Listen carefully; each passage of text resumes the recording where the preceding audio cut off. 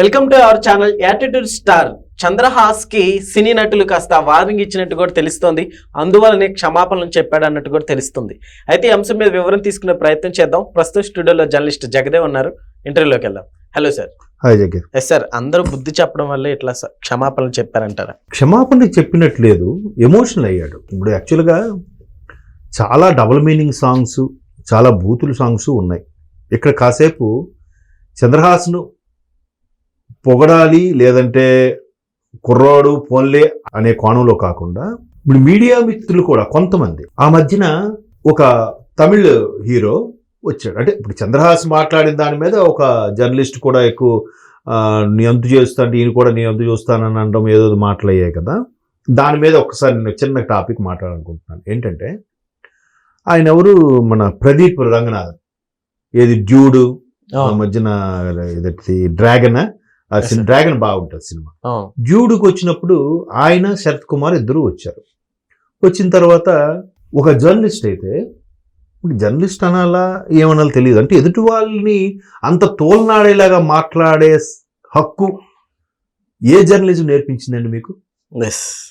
మీరు అసలు hero item కాదు కదా, మీరు ఎలా హీరోగా చేస్తే ఇక్కడ తెలుగులో ఎలా కలెక్షన్స్ వస్తాయి అనుకున్నారని ఇంచుమించు అదే కోణంలో ఆ జర్నలిస్ట్ అడిగారు. పేరు నేను చెప్పను. అడిగితే వెంటనే శరత్ కుమార్ గారు, ఆయనకి తెలుగు అర్థమవుతుంది కానీ రిప్లై ఇవ్వలేపాడు. శరత్ కుమార్ గారు మైక్ తీసుకొని చాలా హుందాగా, చాలా పాజిటివ్గా చెప్పాడు. నిజంగా శరత్ కుమార్ గారు నా దృష్టిలో జర్నలిస్ట్. ఎందుకంటే హీరో మెటీరియల్ ప్రతి ఒక్కరు హీరో అండి. ప్రతి ఒక్కరిలో కూడా హీరోయిజం ఉంటుంది. ప్రతి ఒక్క అమ్మాయిలో కూడా హీరోయిన్ తత్వం ఉంటుందండి. అది సమయం వచ్చినప్పుడు బయటపడుతుంది. అందరూ హీరోలే. మీరు మీరు తప్పుగా అడిగారనే అర్థం బయటకు అడగపోయినా ఆ అర్థం వచ్చేలా చెప్పాడు నిజంగా. మరి అది అడగడం తప్ప ఉప్ప చెప్పండి. సరే, ఈయన బూత్ పాట పాడాడు. మరి ఆ పాట రాసింది ఎవరు, ఎంకరేజ్ చేసింది ఎవరు, అందులో సెన్సార్ బోర్డు ఇచ్చింది ఎవరు? అవునా? మరి ఎవరిని తప్పిదము? సెన్సార్ బోర్డు మీద వెళ్ళి రాయండి, వార్తలు రాయండి, వెళ్ళి వాళ్ళని ఇంటర్వ్యూ తీసుకోండి.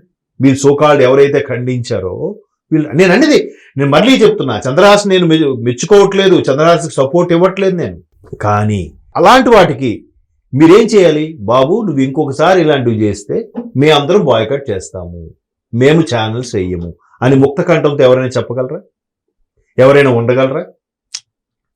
మరోవైపు విమర్శ ఏంటంటే, మీడియాని సంతృప్తి పడిస్తే గానీ మా కలెక్షన్స్ రావు అనేవాళ్ళు కూడా ఉన్నారు. మీడియా మిత్రులందరికీ మేము కవర్లు ఇస్తున్నామని చెప్పి డబ్బాలు కొట్టుకునే వాళ్ళు కూడా ఉన్నారు. తర్వాత ఇంకో సందర్భంలో, అంటే నేను అన్నది, వాడు కుర్రోడు మాట్లాడు రాలేదో లేదో, కనీసం సంస్కారం లేక పాడాడో, వాడు మంచి యాటిట్యూడ్ కాదు, తిట్టుకుందాం కాసేపు.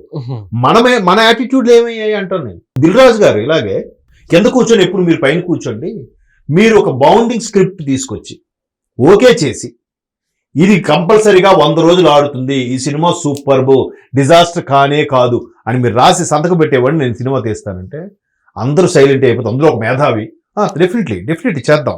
మరి బేబీ ఆయన ఇప్పటివరకు ఎన్ని సినిమాలు తీసాడో.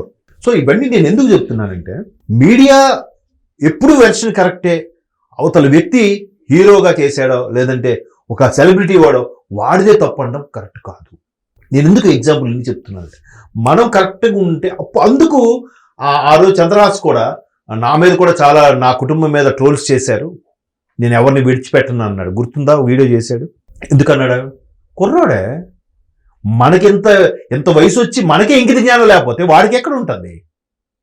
వాడికి లేదు. మోహన్ బాబు గారి వ్యవహారమే తీసుకోండి. ఆయన బెడ్రూమ్లో లేకపోతే ఆయన హాల్లో, ఆయన ఇంట్లో సమస్య, నీకెవడు అలౌ చేశాడు లోపలికి? బయటికి పొండి అంటుంటే నువ్వు వెనక్కి వచ్చి మళ్ళీ మైక్ పెట్టు, పెద్ద ఇదే నీకు మార్కులు కావాలా, నీ ఛానల్లో నీకు రెప్యుటేషన్ కావాలా? ఆయన పర్సనల్. ఇప్పుడు ఎవడన్నా భిక్షగాడు వస్తాడు, బాబామంట, ఇంకా మీ ఇంట్లోకి వచ్చేస్తున్నాడు, ఏం చేస్తావు నువ్వు? ఏం చేస్తావు చెప్పు? తోసేస్తావు లేదా? సార్, ఆయన ఏదో కొడుకుల విషయమో లేదంటే పర్సనల్ విషయమో ఇబ్బందిగా ఉన్నాడు, వెళ్ళి ఒకటి మైక్ పెట్టాడట, ఆయన్ని తోసాడట, ఈడు వెళ్ళి మైక్ పెట్టడం తప్పు కాదు, వాడిని తోసి మోహన్ బాబు తప్పు అంట. ఇప్పుడు ఎవరు కరెక్ట్ అంటారు చెప్పండి? చాలా దారుణంగా కొన్ని ఇష్యూస్ లో అది నేను అంటున్నా. సో ఇప్పుడు ఏ చంద్రహాస్కి అయితే ట్రోల్స్ చేశారో దానికి పెద్ద పెద్ద హీరోలు కూడా అతీతులేం కాదు, పెద్ద పెద్ద హీరోలు కూడా ట్రోల్స్ చేశారు. మొన్న రామ్ చరణ్ గారికి కవలు పిల్లలు పుట్టే ముందు కూడా ఉపాసన గారి సరోగసి బేబీ అట, నీకు ఎవరా చెప్పాడు? తప్పు కదా. మనోభావాలు ఎంత దెబ్బతింటాయి, మానసిక క్షోభకు గురవుతారు. మరి అలాంటి వాళ్ళు పట్టుకో, ముందు వాళ్ళందరినీ ఒక యూనియన్లో పెట్టి ఎవరో అసలు ఛానల్ బ్లాక్ చేయండి అని చెప్పండి, పెడతారా? పెట్టరు. మేము చేయలేదండి, మీ చేయకపోతే ఇంకెవరు చేశారు? మీలో ఒకడే, అవునా కదా? సో నేను ఇప్పుడు చంద్రహాస్ మాట్లాడింది తప్పే. కాకపోతే కంపారిజన్ ఏంటంటే పెద్ద పెద్ద హీరోల పిల్లలే మాట్లాడలేదు, నువ్వెంత మొన్నొచ్చావు చిన్న పిల్లగాడివి నువ్వు మాట అంటావా అనే ఇగో హట్ అయిపోయింది ఇక్కడ జనాలకి. పెద్ద పెద్ద హీరోలకి చేశారు. అందుకే రామ్ చరణ్, బన్నీ, ఎన్టీఆర్ వీళ్ళందరూ నెపో కిడ్స్ అయినప్పటికీ ఎప్పుడు వచ్చే వాటి మీద రెస్పాండ్ అవ్వలేదు. రోల్ చేసినా సరే చేసుకోండి అని ఊరుకున్నారు. ఈయన కుర్రాడు కదా, ఊరుకోలే, రివర్స్ అయ్యాడు. మళ్ళీ వాళ్ళు రివర్స్ అయ్యారు, ఎమోషన్ అయ్యాడు, ఏడ్చాడు. సో నేనేమంటానంటే సొసైటీ ఎక్కడికో వెళ్ళిపోతుంది, ఎక్కడెక్కడికో వెళ్ళిపోతుంది. ఓయో రూమ్స్ అంటే ఆ యాంగిల్లోనే చూస్తున్నారు. లివింగ్ టుగెదర్ అనే కాన్సెప్ట్లు వచ్చేసాయి. మనకి హైదరాబాద్లో co living hotels, co living paying guest hostels వచ్చేసాయి. అవును, ఎటు వెళ్తుంది ఇది? మన సభ్యతా సంస్కారం ఏమవ్వాలి, మన సొసైటీ ఏముందండి? ఏముంది? వీటి మీద ఆర్టికల్స్ రాయండి.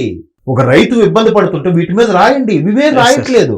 ఎంతసేపు వాడి పిల్లం ఇంకో విడాకులు ఇచ్చేస్తుంది, వీడికి పుట్టబోయే బిడ్డ సరోగసి, ఈమె అద్దె గర్భంతో కన్నా, ఇవి ఎందుకయ్యా? మొన్న ఏదో అనసూయ గారు, శివాజీ గారు, కొంతమంది కొన్ని ఛానల్స్ లో వేసే థంబ్నెయిల్స్ కే సగం జర్నలిజం అనేది ఏంటి అనేది అయిపోయింది సార్. ఎగ్జాక్ట్లీ డిజిటల్ థంబ్నెయిల్స్ చూసుకుంటే చాలా దారుణంగా ఉన్నాయి కదా. మరి థంబ్నెయిల్స్ చూస్తే ఒకటి ఉంటది, లోపల చూస్తే కంటెంట్ వేరేది ఉంటది. థంబ్నెయిల్ బూతుల కన్నా దారుణంగా ఉన్నాయి, మానసిక క్షోభకు గురి చేసేలా ఉన్నాయి. మరి అవి ఎవరికి కనబడవా? ఈ పాటే కనబడిందా? మరి ఎక్కడ మరి ఎంత జర్నలిజం సీరియస్ గా చంద్రహాస్ ఇచ్చిన వార్నింగ్ ని కింద పెట్టి పైనుంచి నువ్వు మాకు ఇస్తావా, నువ్వు చూసుకుందాం మనం అని మాట్లాడిన ఆ పెద్ద మనిషి, అవన్నీ ముందు వాళ్ళతో ఫైట్ చేయి, అప్పుడు సభాష్ రా బిడ్డ అంటాను నేను. కాబట్టే దొరికాడు, బ్యాక్గ్రౌండ్ పెద్దగా లేదు, ఏదో ప్రభాకర్ గారు అబ్బాయి, మరి ఆడేసుకోవాలి కదా, ఛాన్స్ దొరికింది. పెద్ద పెద్దలను వదలం, మీరు నిన్ను వదులుతామా అనే స్థాయిలో ఉన్నారు. ఆ కుర్రోడు కూడా అలాగే ఉన్నాడు, కుర్ర చేష్టలు. కాకపోతే మొత్తానికి వైబ్ అయితే వచ్చిందిగా. ఈ మీరు నేను ఈరోజు మాట్లాడుకుంటున్నాగా, అలా మాట్లాడేది హైలైట్ చేసింది ఎవరు? మీరేగా.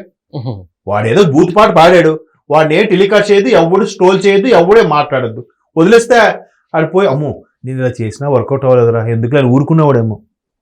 మీరు చేయబట్టి మరి కాస్త రెచ్చిపోయి వాడు మళ్ళీ కౌంటర్లు స్టార్ట్ చేశాడు. ఎవరు చేశారు ఇదంతా? మళ్ళీ అల్టిమేట్ గా ఈ సోషల్ మీడియా, ఈ సోషల్ మీడియా ముసుగులో ఉండే కొంతమంది మీడియా మిత్రులు. ఎవరిని తప్పు పడతాం చెప్పండి, అదంతే. Okay sir, thank you.